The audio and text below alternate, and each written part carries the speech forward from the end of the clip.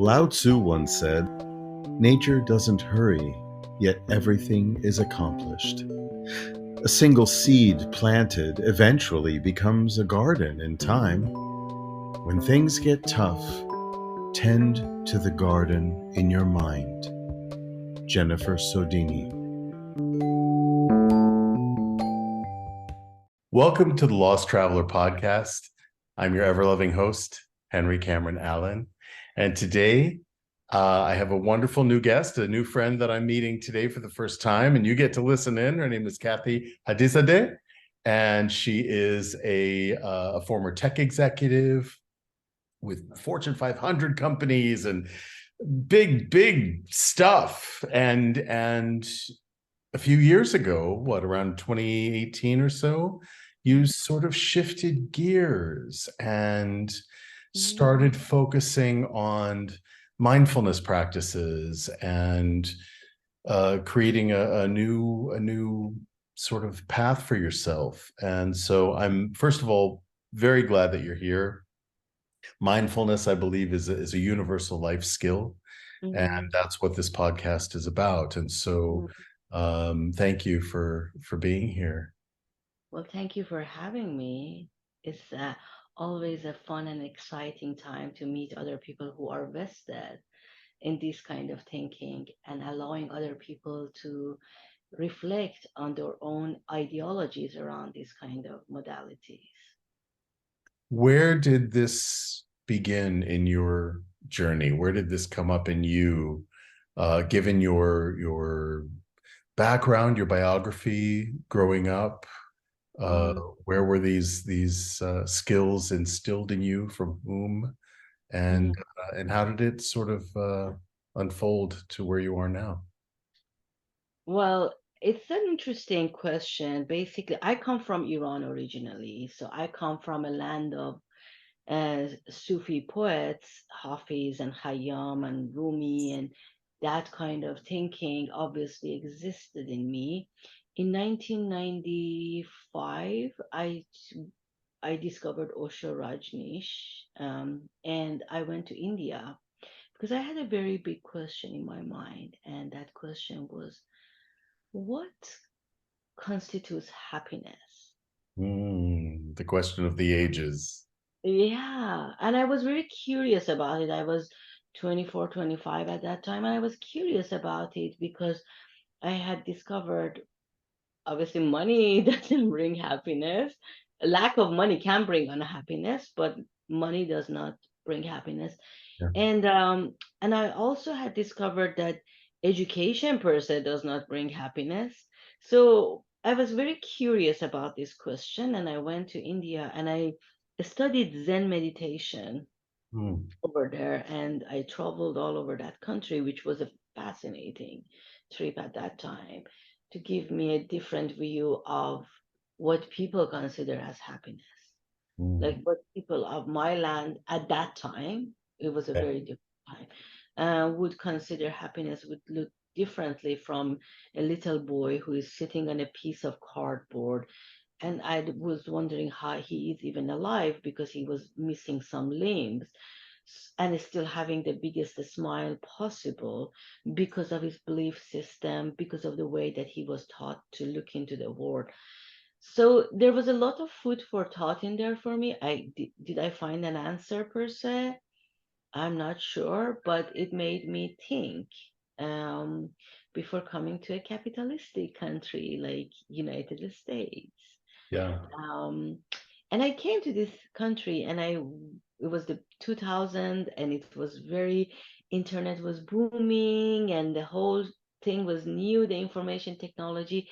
I want to cut the story short and say, flash forward to another 15 years after that, Mm. where I had immersed myself in this way of life, and I had gained tremendous amount of success, like amazing job, good position, house, kids, family, husband. I mean, these kind of things, they are amazing in their own if you want to have them.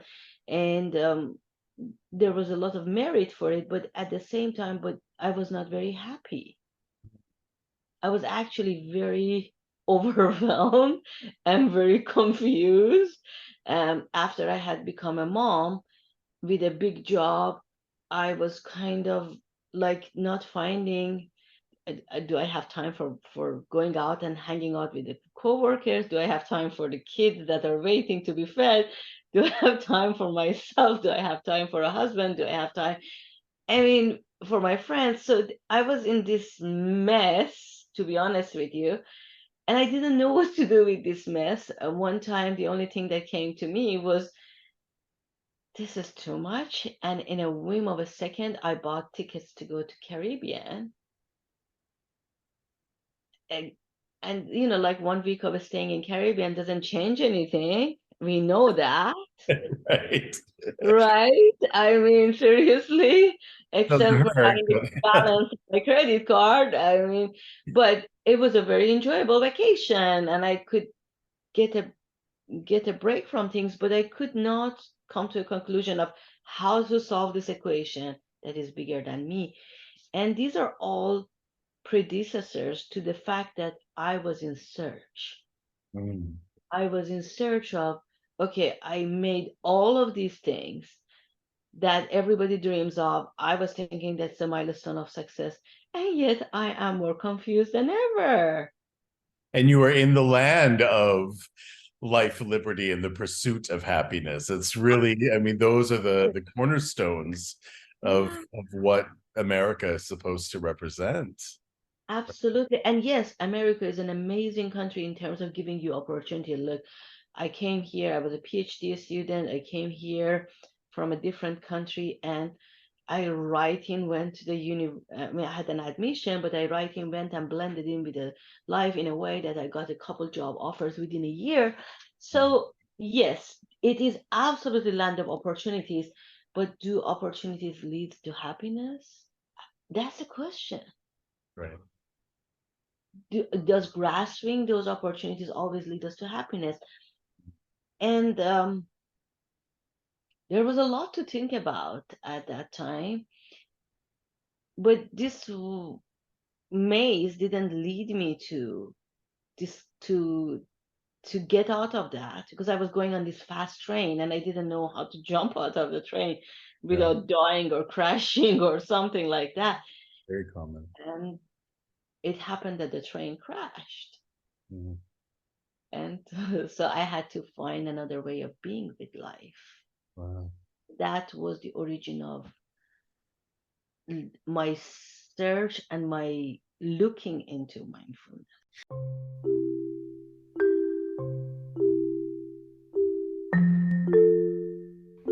Shadow and Light LLC was established by Dave Roberts and Reverend Patty Farino, co-authors of When the Psychology Professor Met the Minister. Their mission is to empower individuals to transcend life's challenges by integrating spiritual practices with psychology to achieve peace. They are available for individualized spiritual counseling, virtual or in person book club meetings, or presentations and workshops to universities, organizations, and other interested groups. For further information, visit psychologyprofessorandminister.com. Did your parents, I know that it, in the 60s and 70s and 80s, it was probably a different world from where it is now. And Mm-hmm, it's still obviously in a state of struggle mm-hmm, and change, great yeah, changes. yeah. Um, how did you experience first going from your land to India Mm-hmm, and then from India to America? mm-hmm. It must have been like turning the pages of an encyclopedic volume in a language that you were completely unfamiliar with. I mean, it must have been a fantastic journey. It's like going through different quantum dimensions of reality in a way. Since you touched on it, I revealed another thing to you, that between that India and America, I think I visited another 5 countries within 3 months. And the reason was that, which is a sad reason, but United States and Iran do not have diplomatic relationships. That's right. And as a result, there is no US embassy in Iran since 1978, I was gonna say it was probably the 70s. Yeah. since the Iran Revolution. So, in order to get a US visa, you travel to the neighboring countries. Mhm. So, you have to travel to another country to just go and have a conversation with an officer. So, in my case, I came back from India and it was February when I came back from India, and I think I got my admissions in March or April, and so my trips began. First, to answer your question, between Iran to India, um, at that time the level of poverty was different. At that time, India was very poor. Mhm. They have a large population, and when I arrived at Bombay, it was the difference between the levels of the socioeconomic levels of the people was very, very vast and very noticeable. Like that was that Bombay Palace, which was a very boom boom hotel at that time in that Right, right. city, and there were really a good number of people who were just sleeping on the floor in front of that same hotel. So there was this big, vast difference. In Iran, we have the same thing. I think maybe in most of the so-called developing or third world countries, you have that. But that was more noticeable at that time. And the other thing that was noticeable for me was the level of hygiene was very different. Iran people are very into cleanliness and making sure things are clean, or at least that time was like that. And India was not like that. So during the whole time that I was there, I pretty much survived on a lot of bananas.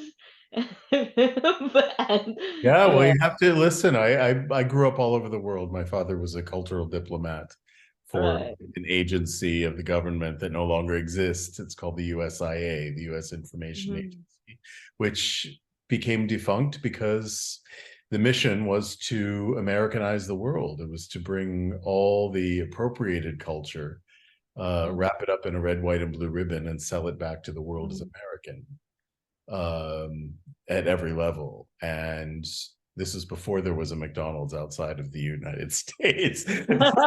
Yeah.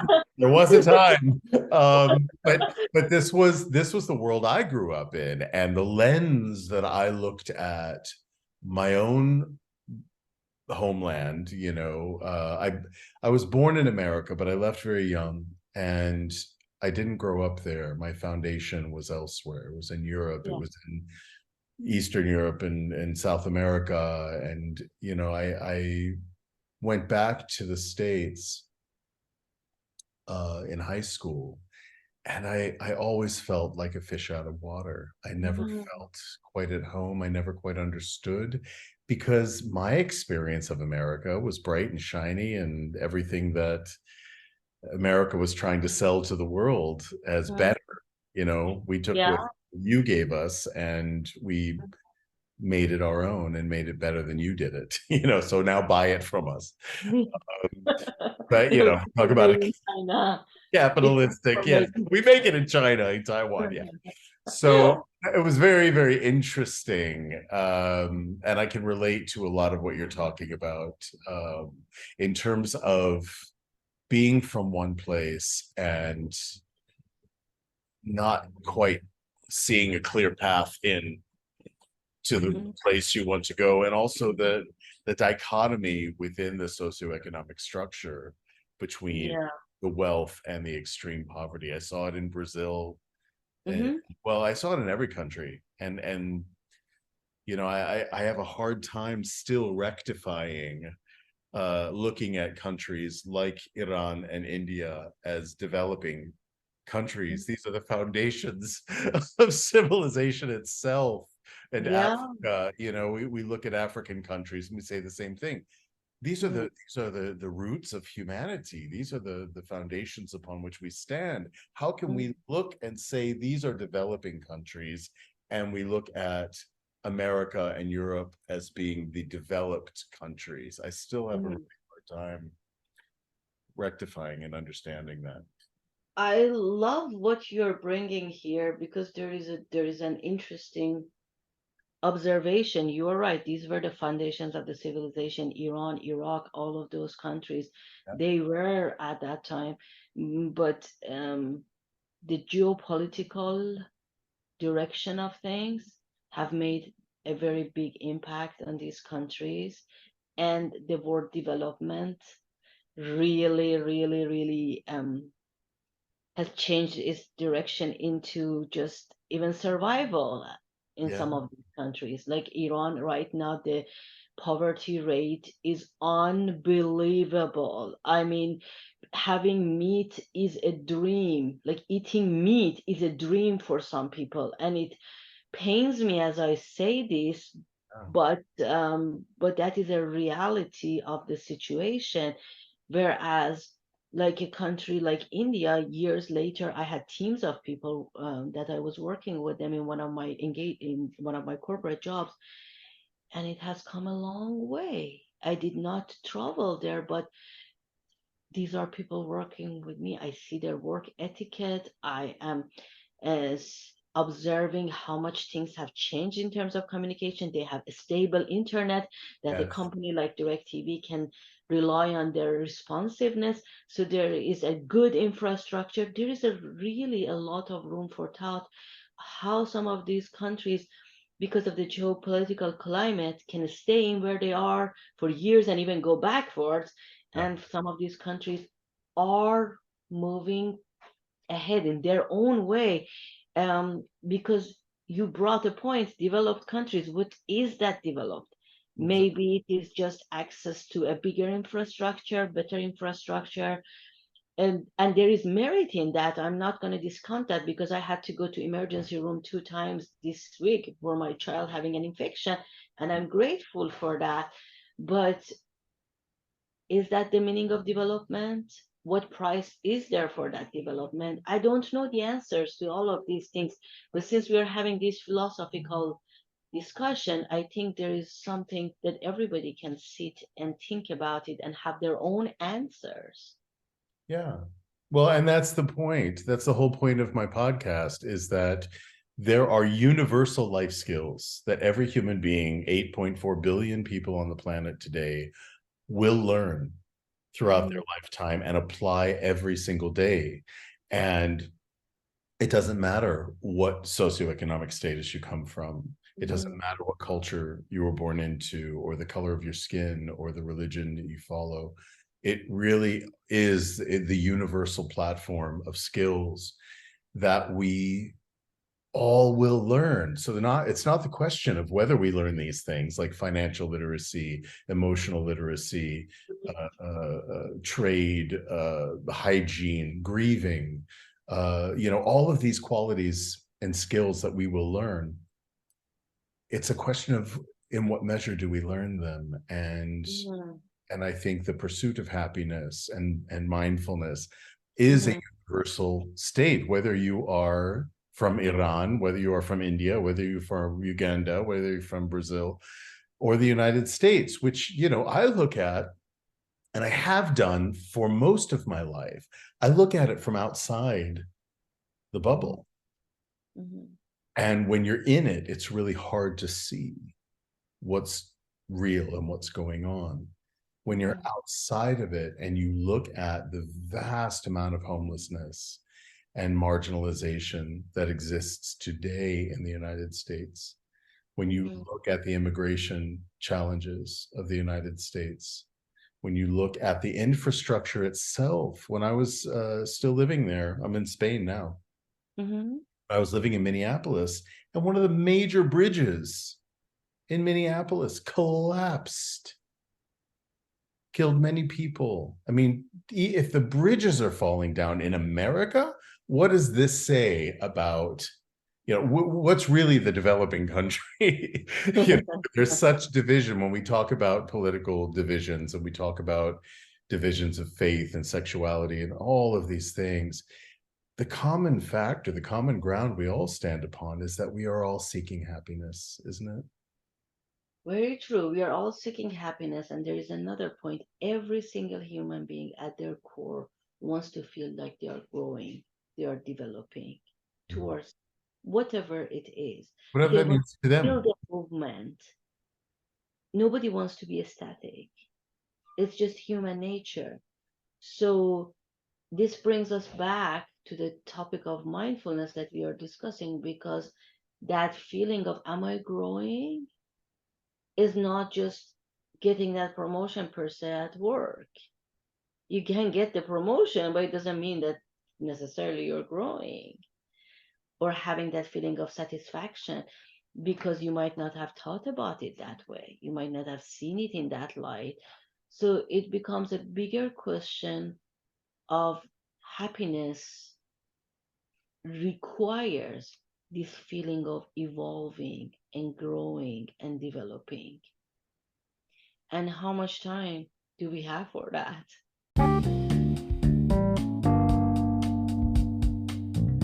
Are you tired of feeling run down?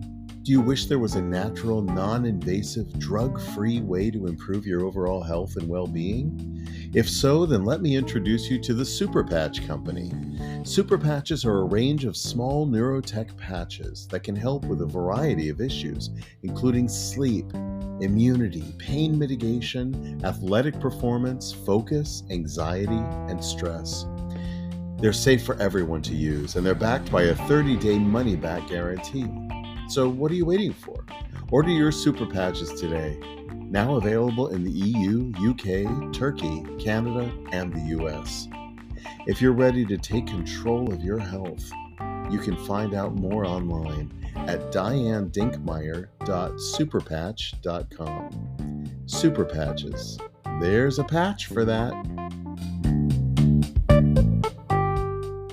In 2000, what was it, 3 or 4? I was still new to this country. I wrote an article. It was for New California Media that won some awards, because that was, I stated just what I was feeling about this system, which is that you are running and running and running and running, and the moment that you stop, it's like Cinderella's story. Everything vanishes. Yeah. Everything. You don't even have that structure of that carriage anymore. Not only the golden carriage, but you don't even have the normal carriage the moment Any that you carrot. stop. Yeah, exactly. Yeah, at least Cinderella had, I don't know, those mice or those kind of things Don't even to. have a pumpkin. Yeah, exactly. Yeah, you don't even have the pumpkin. Thank you. I've forgotten the story, obviously. But yeah, that's a food for thought. How much do I want to be involved in this run? How much is enough is enough? So where are the foundations of mindfulness in your perspective and in your philosophy? So the most basic thing that I look at it, first of all, I'm going to say the definition of mindfulness the way I have been trained. I mean, people can look at the different definitions, but the way that I have been trained is mindfulness is paying attention to the present moment with curiosity and kindness. Mm. Curiosity and kindness are key, and being, of course, present to this moment. So, what does that require? And that is foundational. Taking a pause, ability to take a pause. Yeah. Because in doing and doing and running on that treadmill that we just discussed, how do you find time, space, capacity, opportunity, or even a warning to stop, to be with the moment? It just doesn't happen if you're not intentional about it. So pause to me is fundamental. Ability to pause. Mm. I talk about this a lot with my clients and here on the podcast. the moment is critical. Recognizing the moment that you're in is critical. I'll say it, and my listeners are probably tired of hearing me say it, but it's a new conversation every time, and it has a new context every time with every new person that I'm meeting. That time and space, the way I experience them, are not on a horizontal continuum the way that we've been taught. No, they are not. It's a pinpoint. It's a pinpoint of reality, this moment, this very moment. And your entire biography, the biographies of your family, your parents, your grandparents, your great-grandparents, all the way back, mine as well. I'm sorry, All the way Henry. back. This is my child's school. I need to take this because there might be Okay, something. Give we me a will moment. pause it. Yeah. Thank you.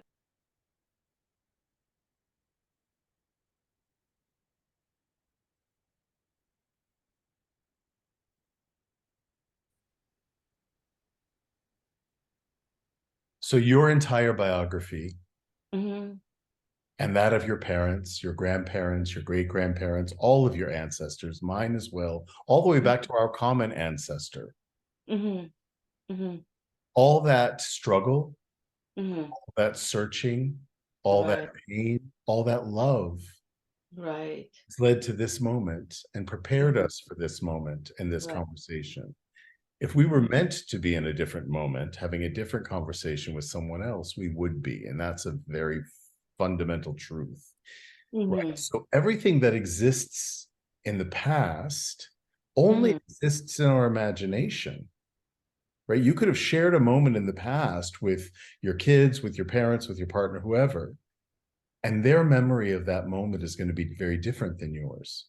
Mm-hmm. The way that they imagine that Mm-hmm. time went.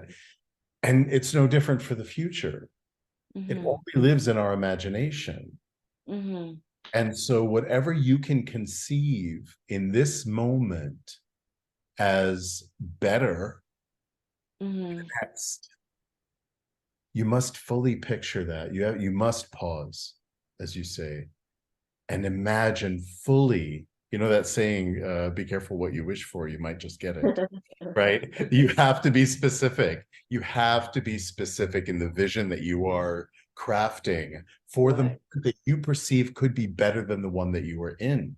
But really, what's real, the only thing that's real is this moment and this conversation. The past is gone. You can't go back and fix or change anything. The future doesn't exist yet, except what you manifest it to be. Right. Mm-hmm. That, to me, I agree with you, is the value in the pause. It's the value in the recognition of the power of a moment that can turn worlds.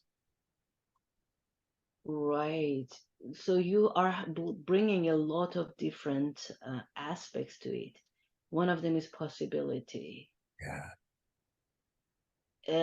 And that pause allows us to see possibility versus stuckness. I mean, in my story, I told you earlier how I was feeling stuck. I Yeah. wasn't able to see possibility. Right. And this is this person with this good education, with this good job and everything, and is feeling stuck. It has nothing to do with the merits I have. It had to do with how I was seeing my situation, how I was seeing it, and nobody else, because to everybody else I was like doing fantastic. Yeah. But Yeah. in my own heart, I was like, what is going on? Did I sign up to have a life that I woke up at 6 a.m.? I have to drop the kid at daycare or whatever and feel bad about it and go to work. And well, I enjoyed my work, I have to say that, but at the same time it was a lot of hours till 6 o'clock, and then come home and scramble to see what are we going to eat and be with the kid but not be very present because I'm thinking about my meetings during the day. And then I have a meeting with my team at 9:30 p.m. and 2:30 a.m. when I'm coming out of the meeting, I come and see my 2-year-old is sleeping in the middle of the stairs, and I'm thinking, because he was waiting for mommy to come. I mean, I was like, did I sign up for this? I mean, did I study all of these years and did all of these things for all of this? But it was my viewpoint. Right. That was the issue. And I was not trained and aware of, can I take a break? Because I was like, there is no break. You're just going with it. So to your point, there is this possibility, but of course there is another aspect, the generational trauma that we might be carrying, Oh boy, that's a your big, point, big one. which shapes the way I see the world. Then there is another aspect that maybe I wasn't really paying attention to that very much, which is the continuation of life. And that is something that I see beautifully in Latin American culture. Like when I was recently, I was in Amazon jungle, and our guide, when we were entering the jungle at night, he wanted us to pray and connect with what is it, el amor de la salva, Yeah, to love of connect the jungle. Yeah. jungle, yeah, which made me think about the magical realism that Gabriel Garcia Marquez talks about it in his 100 Years of Solitude, Right. which people live in the continuation of time. So there is really, really no death because they are all living inside each other, into their present life. That's And I right. had for years not grasped it until I went to Amazon jungle of how he was able to think like that, because those people live their life like that with that belief. Well, and we all can. I think that's the point. You know, I'm very deeply immersed in the world of parental grieving. Mm-hmm. You know, my son passed from brain cancer when he was Oh 13, wow. and I was a single father. He was my only child. So talk about an existential crisis, and having to pivot in my perceptions, my belief structure about life and death, and certainly about happiness and joy. For 15 years, I have been repeating the mantra that my joy left with my son. Mm. Today, I can sit here and echo exactly what you were talking about and saying that death is an illusion, that there is only one frequency. That frequency is love. Mm. And that we don't, you know, when we shed the physical, what's left? It's our consciousness. What is consciousness? No scientist on earth can tell you that. No. No scientist on earth can tell you if a dream, when you're in a dream state, when you're sleeping, is reality, or if this reality, as we call it, is the dream, right? Maybe they're both. And so it's really opened me up to a completely different perspective, but without the information in your toolkit to expand your thoughts, to expand, to pause, as you say, Mm. to be able to pause and contemplate these incredibly complex Mm-hmm. ideas. Mm-hmm. I think that's a big part of it, is just the permission that you give now in your mindfulness work, that I give as a life skills educator. Uh, the permission is a powerful thing to pause and reflect and contemplate and really look at the big picture.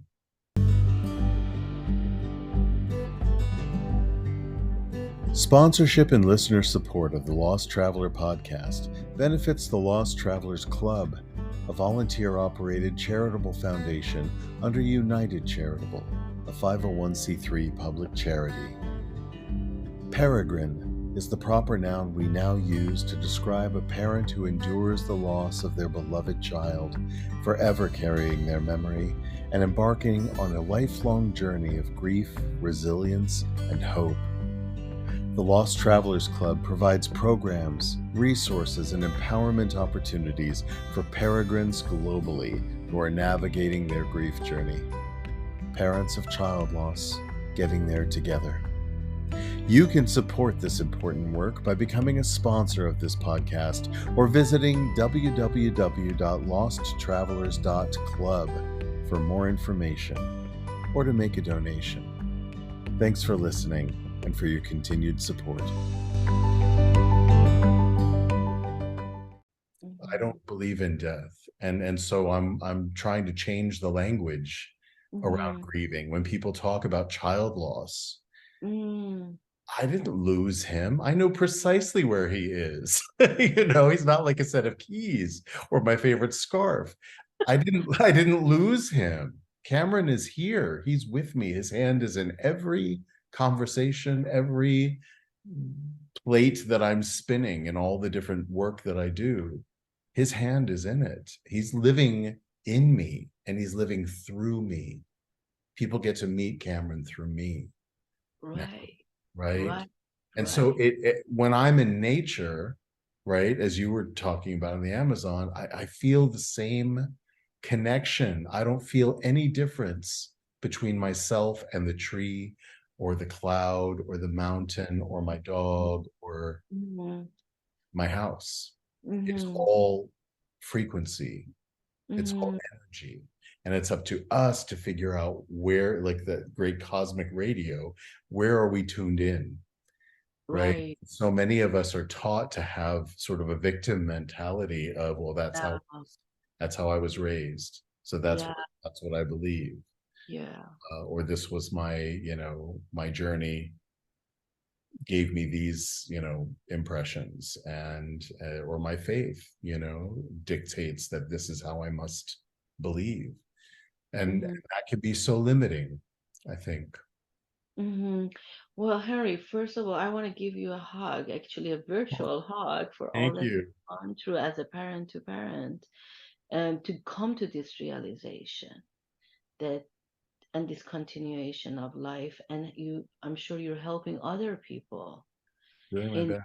the same situation to look at it differently, which is such a big key. Awareness of giving yourself that permission. Mhm. That permission that you're talking about, that we talk about mindfulness is about giving yourself permission to take a break with and be with yourself. There is nobody else but you. People have to sit with their thoughts and their emotions, and that can be the most excruciating thing for people. Oh, yeah. But without sitting with those, it will not get processed and it will stay with them. Maybe this is interesting because grieving was part of my journey. I had a grandmother that I loved her Yeah. dearly, and I called her Maman Tehrani. She was in Tehran, and that was the way I called her. And she was pure love. Like every single birthday, she would call me. My kid's birthday, she would send gifts. All of these things. And so I went to see her with my kids, and I get there, and she gets hospitalized, Mm. and she never saw my kids. Oh. And I came back to this country not knowing about giving myself permission to pause. I went back to work and I was thinking, well, I should get over it. But there is no should anywhere. And there's no getting over certain things either. They say Mm. time is the great healer. Well, some things cannot be healed, No, and that's okay. That is no, okay. It's more a question of developing the skills for endurance and survival, as you said. yeah, It's really about enduring, learning to endure and survive, girding yourself yeah, against all those forces that you're going to come up against. For years, 15 years, I've said my joy left with Cameron. But you know yeah. what? I'm an inherently happy person. So what Mm, that revealed to me was that there's a difference between joy and happiness. yeah, There's a difference between mourning and grieving. right. There are sometimes these very, very fine, very thin membranes between states that are very similar and may even be connected, related. But that thin membrane requires breaking through at some point. And to Mm-hmm. me, that is the mindfulness journey, is really pausing long enough. And you talked about kindness being key. That includes kindness toward yourself. because we get so self-critical and guilty about, why wasn't I able to save my child, right? Mhm. Why was I not able to introduce my children to my grandmother, right? She knows them now. Mhm. She sees them every day. She's watching over them, right? And Mhm. so it's sometimes a very small shift in the perspective that can make all the difference. But that shift in perspective sometimes requires people having a life event before they can have that. Yeah. So that's why, like when it comes to coaching, people think of coaching, how do you become a coach? They think of all these different schools and all of that. And I believe in the schools, I believe in education. I did that and I believe in that. But there is something bigger than a school about coaching and this kind of modalities and mindfulness. You have to have gone through a school of life. Yes. No amount of education can prepare you in that way. And people do not understand, they're like, okay, why do coaches charge whatever it is that they are charging? Because how can you name a person's ability to be present with you and your pain and whatever you're going through, even if it is happiness, if it is whatever it is that you're going through, how can you even set a price on that in a way that you can evolve to the next step? And that's the difference between therapy and coaching for whoever is listening to this, Yes. because that's a very important thing for me to make those distinctions for people. People can be in therapy for years, and that is totally fine because the therapist's job is to let you process it for as long as it is necessary.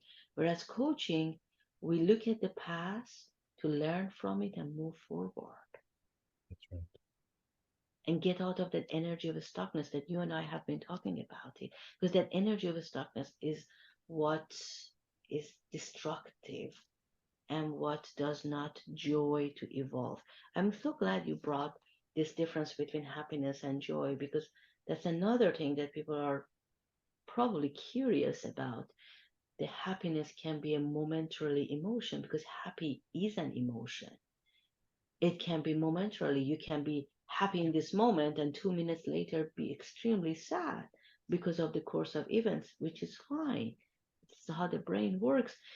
But you might have that fundamental level of calmness and joy in you, regardless of the emotions. Like having this really solid infrastructure, Yeah. which is the foundation of a joyful living. You will experience frustration, overwhelm, all of those things. It doesn't mean that you will be dancing on the table every single minute of your life, That's right.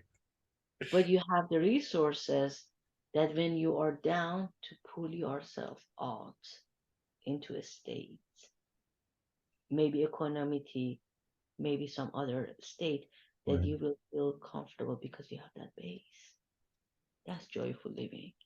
Yeah, and it takes someone who has been down that road, who has experienced inherently the ups and downs and the pits and the valleys and the summits and all of these things in life. I think those are the best coaches and mentors that you can seek out. You want someone that with a varied experience. My background is in theater as an actor and a director, and I studied at the National Theater Conservatory.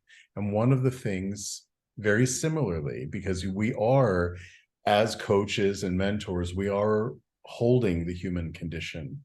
We have to in its Mhm. entirety, and we have to somehow detach from it in order to be able to really sit with someone in their own situation.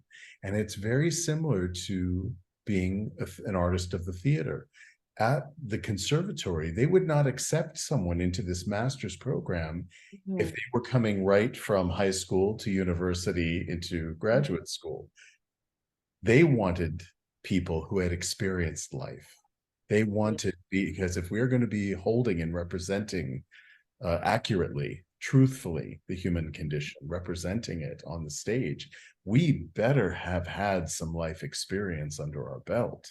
Yeah. Right. And so I always have a little misgiving when I look at someone's CV, their resume, and I see that they've gone from high school to university into a coaching program without really having had any of those variables in their own life path to represent the human condition. Mm-hmm. Reflect Mm-hmm. back, because isn't that really what it's about? Whether you are a therapist or a coach, you are reflecting Mm-hmm. to the other person. Mm-hmm. There's a reason that our eyes as human beings are set in a way that we cannot see our own faces. For Mm-hmm. thousands of years, mirrors did not exist. We had to look at another's, one another's eyes to see ourselves, right? Reflected back.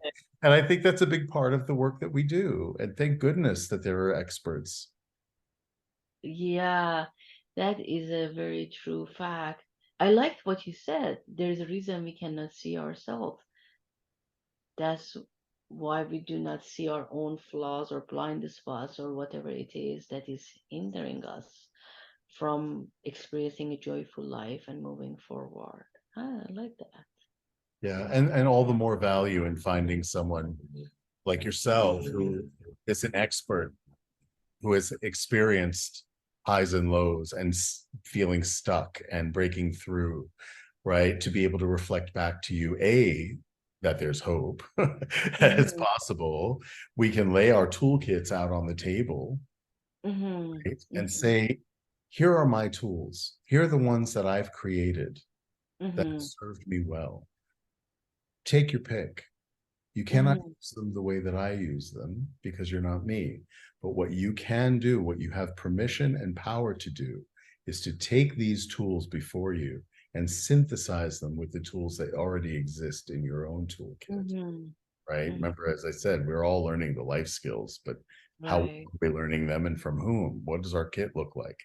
So Mm-hmm. if you find a tool that maybe will fit, and you can create a unique tool from a piece of yours and a piece of mine, then you're going to have a unique tool that you can then lay out in front of someone else and reflect back to them and say, here are my tools, and do the same thing, right? It's paying it forward in a way.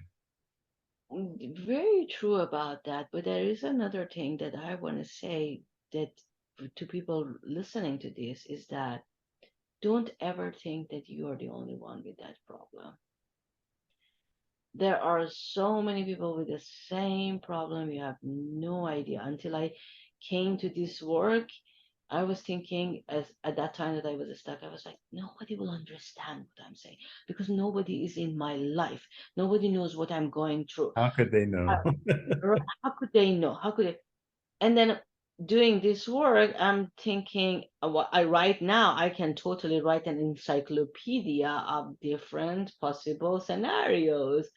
And regardless of the person's background and where they were born and all of those kind of things, there are some certain traits.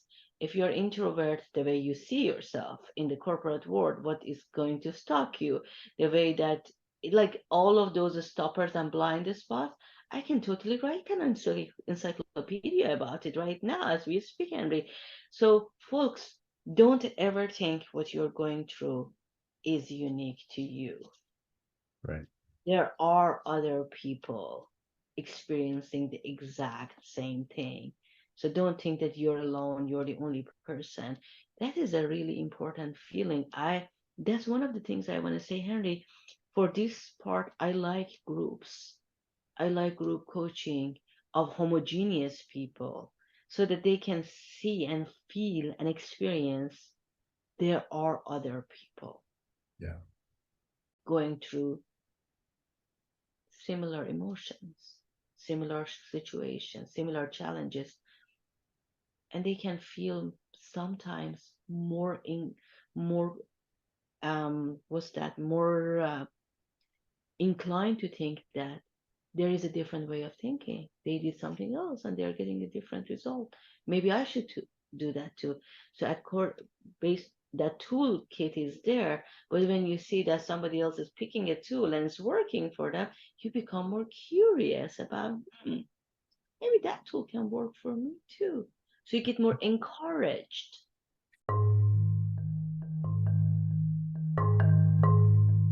Hey, are you like me, always looking for ways to make a positive impact in the world? Well, then join me in sponsoring Desire Childcare Organization.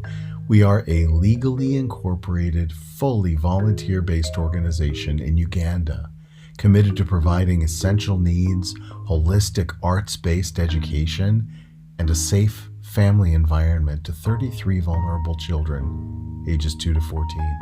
Your monthly sponsorship can help improve the lives of these kids toward a better future. Desire Childcare is different from any other charity I know because, well, we have zero administrative overhead. Every penny goes to the kids. And we have a plan toward self sufficiency through agriculture, so support is temporary. It's kind of like a leg up. Visit desirechildcare.org to learn more and get involved. Let's empower and inspire the Desire kids together. Thanks. Permission. It's permission by action, by setting an example, by showing people authentically how you have managed it, right? By just showing them by virtue of the life that you lead. The way we present ourselves to the world is the way the world perceives us, right? So it's a mutual reflection there. Yeah. But the reflection has to begin with you. And so there are going to be nuances. That's the other side of the coin, right? You can say that there are two people who are going through the same thing, right? But each one is going to have their own particulars, right? Own unique qualities to that journey. It's like if you put two plants in a pot side by side, same kind of plant, right? And you put them next to the wall, they're not going to grow at a parallel plane straight up the wall. They're going to go all wonky. They're going to go this way and that way and curl and cue and look for the light in their own way. And so if we can allow for that individuality, you're going to have a heartier plant. You're going to have a stronger plant. Absolutely. Right. And I think that unfortunately, a lot of the messaging that we get in our time through media and even through education is that there is, and certainly religion, there's one way to do it. There's one way to believe. There's one tool that works for everybody. But you know what? It's not the case, right? But that's the beauty of our humanity, I think. That's what I love. If we were all exactly the same, it would be quite a boring world. Absolutely. The shades and the nuances. No two births are exactly alike. No two deaths are exactly alike. There are common factors that we can identify, and that I think is for me an important message in this whole conversation is look for the common ground between us. When the whole world is telling you to be divided, focus more on the common ground, because then you will find empathy. Then you will find that not only are people able to see that you are on a similar path, they can be inspired by you, but you also see that you're not alone on the journey and you can be inspired by them and by us. I really like you bringing up that common factors leading to empathy, because that is what a lot of our world is missing, especially in individualistic world, that everybody is walking in their own lane. You see, yesterday I had a conversation that was interesting. My mom was buying something from a yard sale, and the lady said, "Are you coming from a church?" And I said, "No, we do not go to the church." And and then she said that, "Yeah, nowadays I see a lot of people going to the church." And I said, "Yeah, maybe I have not really done any study on that, so I really don't know. But I can see that people are seeking more community post pandemic." and church provides it provides that sense of community. I mean, religious and all of those things aside, and it brought me this to my mind, that at least in the where I live in the US, you do not see the church's doors to be open unless they have some kind of a thing going on, if there is a ceremony or something going on. But in, for example, Latin America countries, I'm sure you're experiencing that, a lot of churches are open all day long. Yeah, I'm Oh, in Spain. I see that. yeah. So you go and you do whatever you need to do, and even the priest is doing whatever it is they are doing a lot of times during the day. So it is, whether it is the community that we are craving, that connection with a higher power, whatever we believe is we are craving. What is it that we are craving, so that we can be kinder to each other as humans, so we can be there for each other as humans. I think the pandemic has brought a lot of those questions, at least in the society that I live in, because loneliness is a big factor. Yeah. It is a huge factor, and it's getting bigger and bigger with the advance of social media and things like that, that people are getting more far from each other. I can see how my kids are very comfortable using this device to connect with each other. But if I tell them, make a phone call, is as if I am telling them, we're going to go pull your tooth out. Yeah, Call doesn't exist in their vocabulary very much. But texting, Snapchat, Instagram, all of those things, they exist. exactly. Exactly. And it's a real challenge of our time. But I think it also comes down to the root of the word community, Mm-hmm. right? If you look at the Latin base, commune, right? Mm-hmm. Yeah. In Portuguese, comum, in Mm-hmm. Spanish, común, Yeah. that means like-mindedness. And when we are, and that's very much the opposite of loneliness, isn't it? Right. Finding like-mindedness.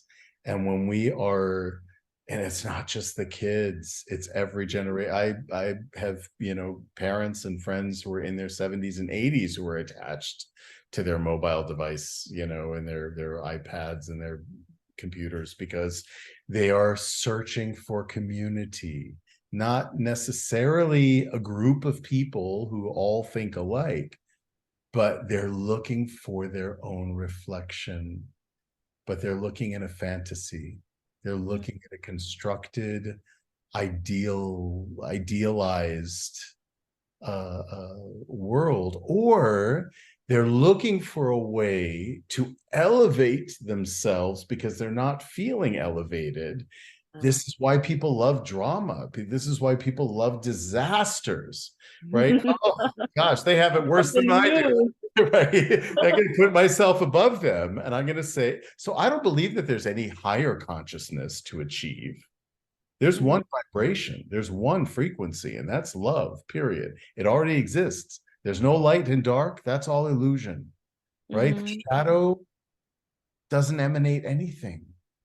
You can stand in the face of the sun and you can feel its radiant warmth on your skin, and you can give it gratitude for giving you life, right? Without the sun, there would be no life. We know Mhm. this is a scientific fact. Mhm. And just by our existing in the physical, in the face of that light, we create a shadow. The shadow doesn't emanate anything. It's not good or evil, right? It's symptomatic of our being in the physical. That's all it is. It doesn't have any power. And yet, it is so different from that light that we are in a symbiosis, that we Mhm. look over our shoulder and we're like, what's that dark thing behind me? It looks like it's attached to me. Is it part of me? Is that the dark side of my soul? Does it have, is it going to suck me into this darkness? And I do think that people turn around because of our curiosity, which is so vitally essential to our humanity.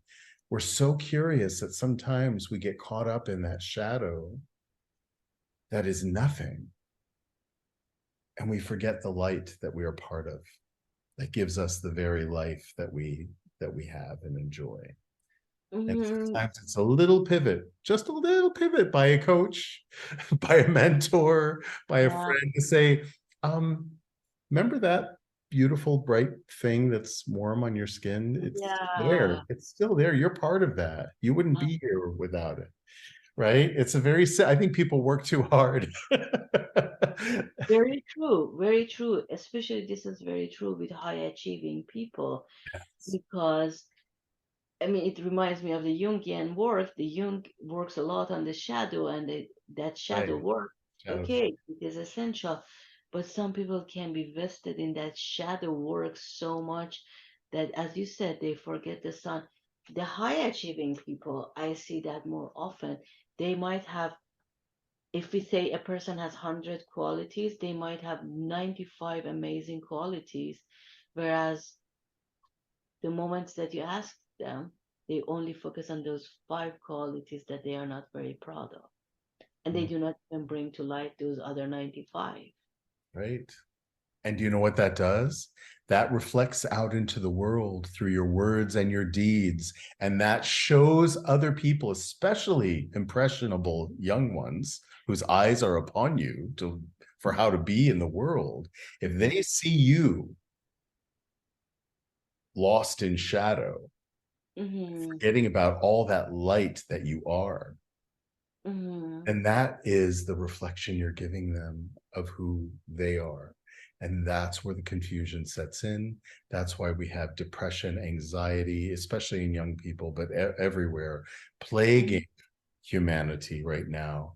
Is because we are forgetting the light that we are. You know that saying, was it Rumi? It might have been Rumi who said that our cracks are where Yeah, the light gets in. like it through our country. Yeah, I have a different perspective on that. it's I believe that it is our cracks that allow the light within to get out, to get out.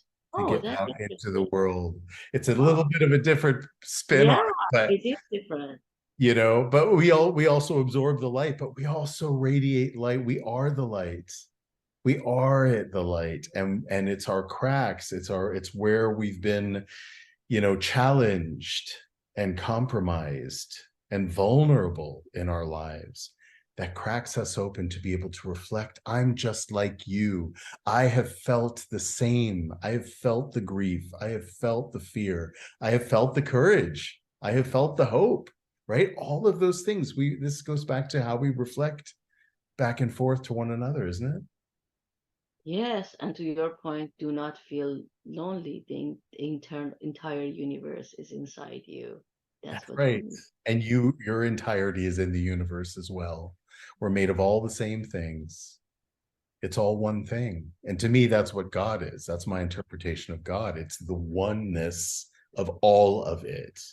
And so if you go into a party, for instance, most of us are trained to see the individuals who are attending the party, right? Mm-hmm. There's so and so in her green gown, and there's so and so in his bow tie. And there's so and so having their beer, and there's someone else having a glass of wine. We're noticing the divisions, we're noticing the separateness.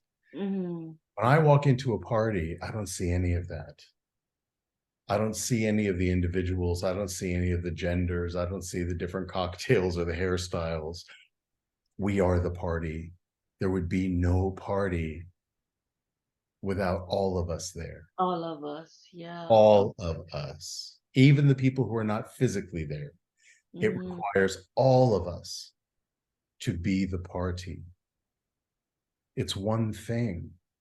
And if we Mm-hmm. can just get back to that pause, that simple but complex thought that there's no difference, that Mm-hmm. the difference is the illusion, then maybe we have hope. Maybe that's where hope lies for a better world. Definitely. If we, you see that a lot of problems in the universe arise from the fact that even people see God differently because of the religions and all of these things that people believe in it and they think it clashes. But if we believe that God, we are a mirror of God, Mhm. then it's going to be the same God for all of us. I mean, you're Every gonna, faith say that? Doesn't every faith say that humanity is a reflection of the divine? We're created in God's image, right? but that's what they say. But then there are people are stuck on the differences between Judaism and Muslims and Christianity and all of those kind of different nuances. Whereas all these religions are supposed to teach us how to connect Love. with God How to love.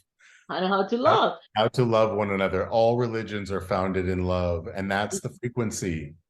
That's the common ground, people. We have listeners in 44 countries now. And if that's one message that I hope to convey with the Lost Traveler podcast, because that's the irony, isn't it? We are That's all lost travelers. We can all relate to that feeling.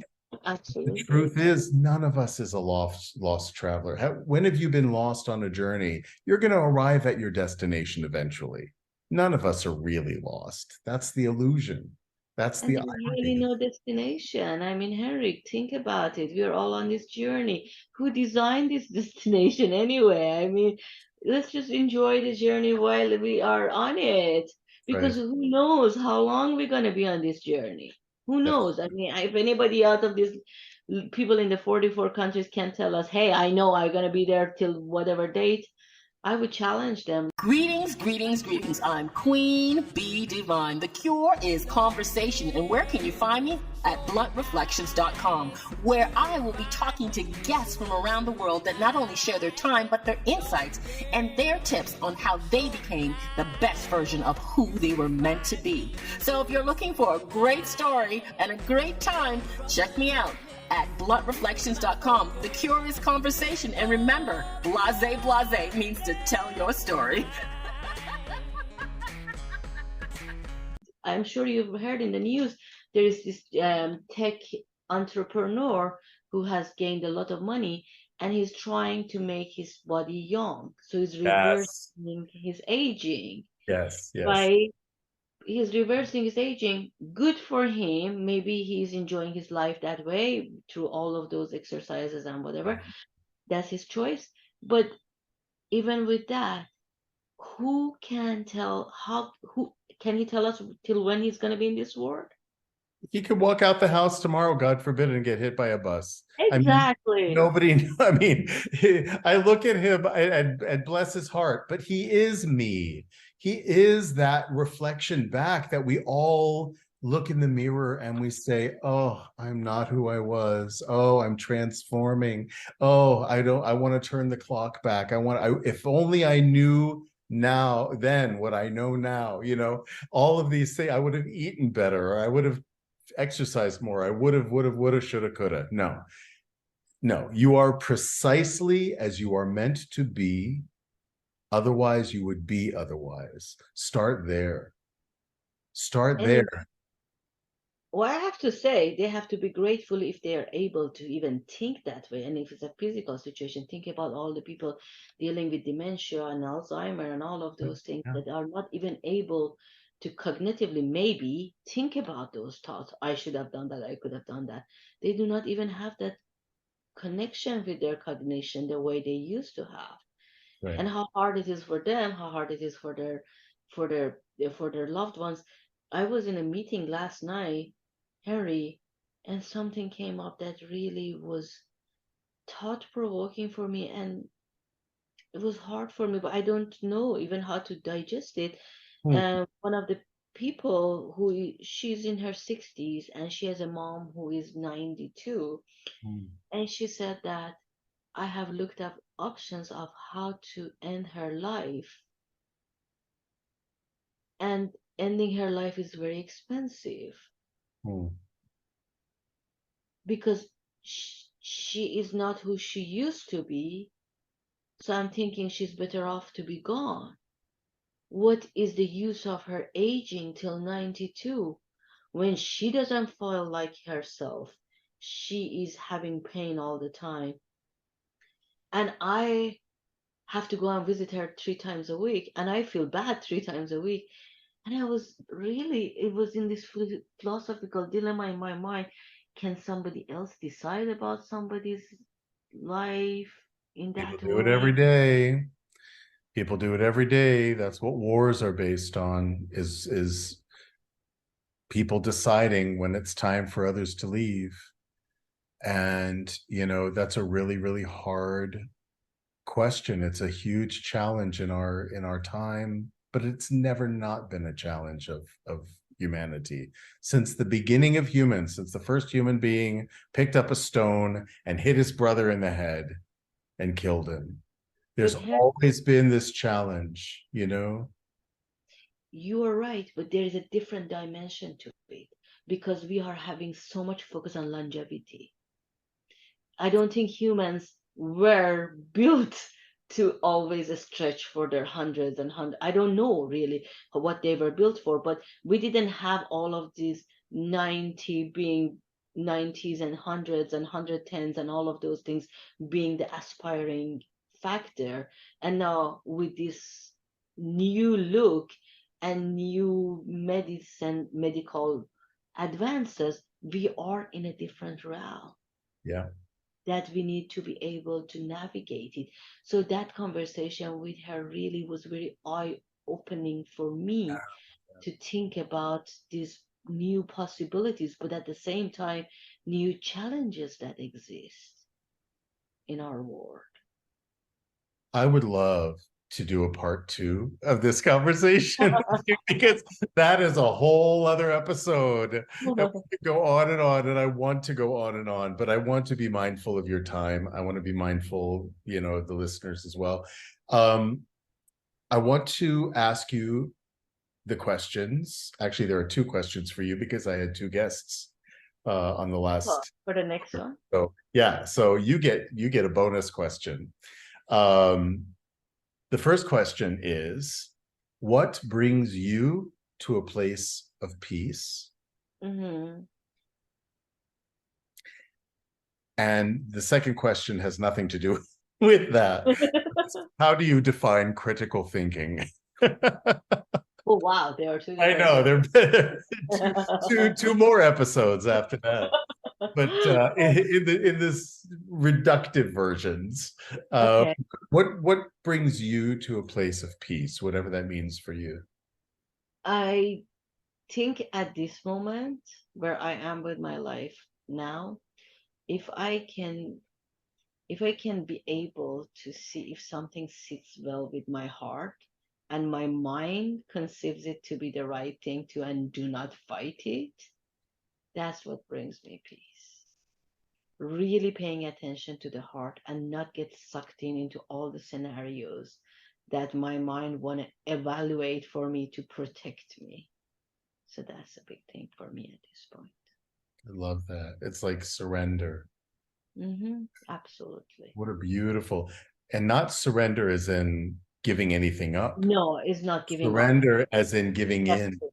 Yes. releasing all the expectations and just flow, being Yes. in a And state all of the flow.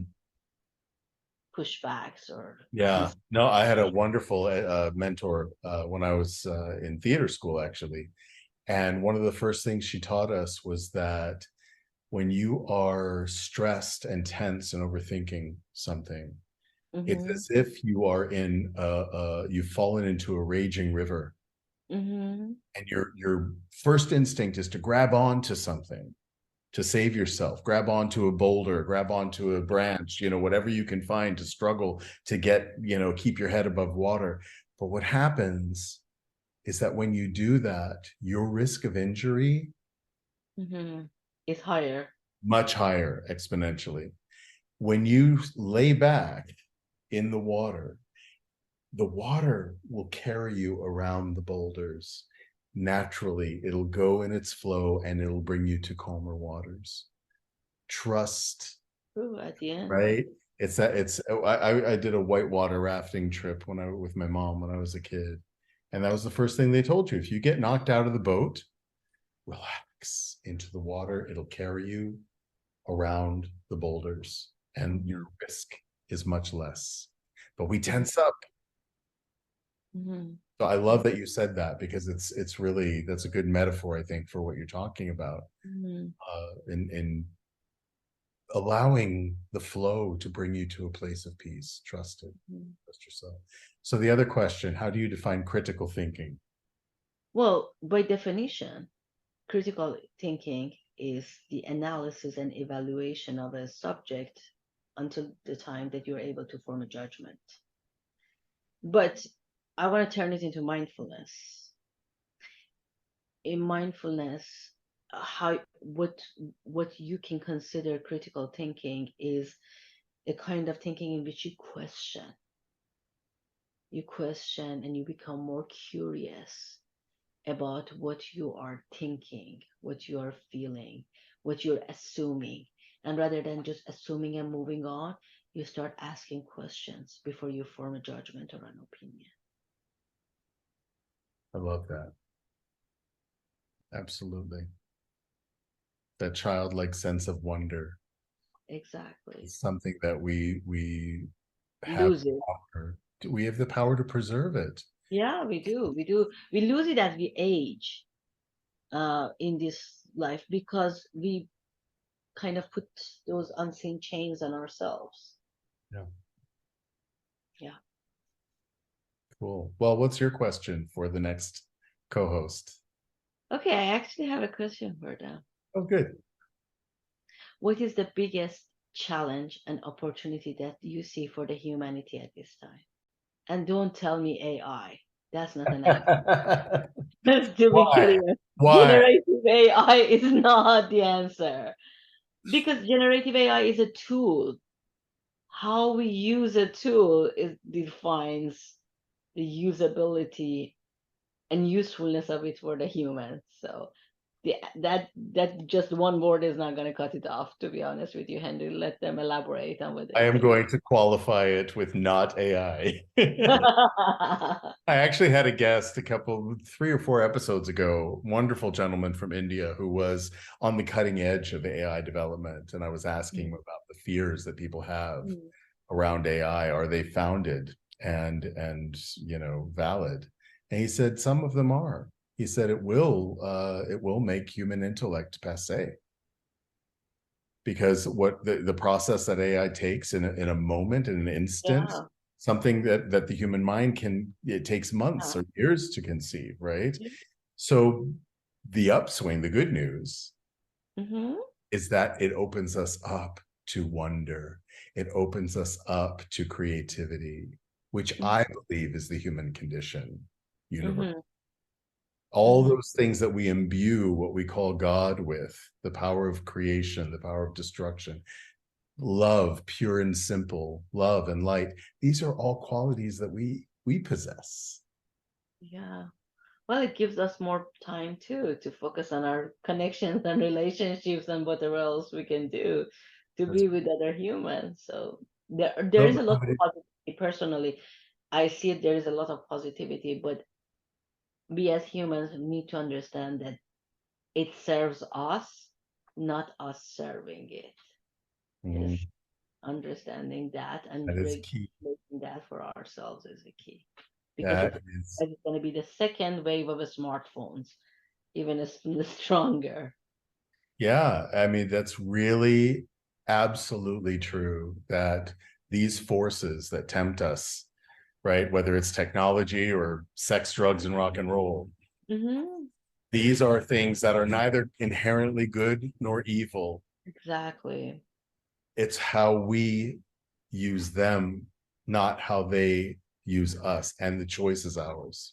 I Yes. love that we're ending on this note, because that brings it all together into empowerment of humanity, mindfulness, curiosity, wonder, and empowerment. So thank you, and happiness. You. Thank I'm you. so And happy that we had this time together. Let's do a part 2. I feel like I've made a new friend. Talk about matching frequencies. Thank totally. you, Kathy. We'll talk again very, very soon. Sounds good. Thank you so much, Henry.